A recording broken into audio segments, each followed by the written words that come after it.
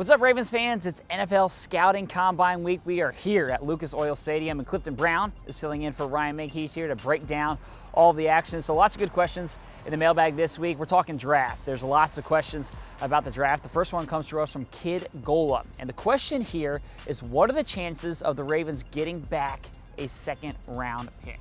I'd say the chances are good for that. We know the Ravens are mock draft busters. They will move around that draft board. You spend all this time, who they're going to pick at number 22, and then the night of the draft, they make a deal. And I think that the Ravens want to get in that second round this year, particularly because word from scouts is that from maybe around the 16th pick to the 40th pick, there's not that much differential in the quality of talent and players. So if the Ravens can make an extra pick, maybe trade back or get an extra pick, and maybe get 2 picks in the first 40 instead of just 1, I think that's something they like to do. Well, obviously they don't have the second-round pick this year because that's what they used to go up and get Lamar Jackson at the end of the first round last season. I think it actually could happen from 2 ways. One is you move back in the first round into the second round. That's a possibility. The other is the Ravens have some ammunition in the middle rounds. They just added a third-round compensatory pick, so they could potentially move up with some of those, put a package together for some of those mid-round picks if they want to get into that second round. So there's a few different ways that this could happen. All right, let's keep it moving here. The second question is from Eli Johnson, and the question here is, what are our chances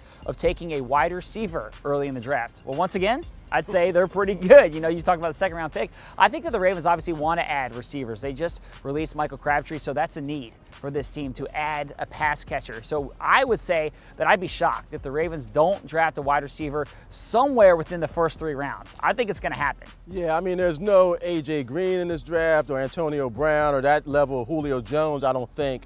But there's a lot of guys who can make plays. We obviously know they want to build an offense around Lamar Jackson, give him a young receiver who's compatible with his game. And what a way that would be for Eric DeCosta in his first year running the draft as general manager to hit on a wide receiver. That's something the Ravens haven't done a lot of in their history. If they could get that taken care of with Lamar Jackson, that could take their offense to a different level. You're just playing to the fans right now, Cliff. I can see it. I can see it in your eyes. All right, let's finish things up here with the final question. Cody Betson wants to know, where do you see the Ravens giving most of their focus this year? Well, I've been calling for the Ravens to get playmakers around Lamar Jackson, also playmakers on defense to create turnovers. So I'm looking for guys who jump off the film, and this week, guys who really kind of jump off the screen with their athletic ability. I think the Ravens need more of that on both sides of the ball, and so that's what I'm calling for.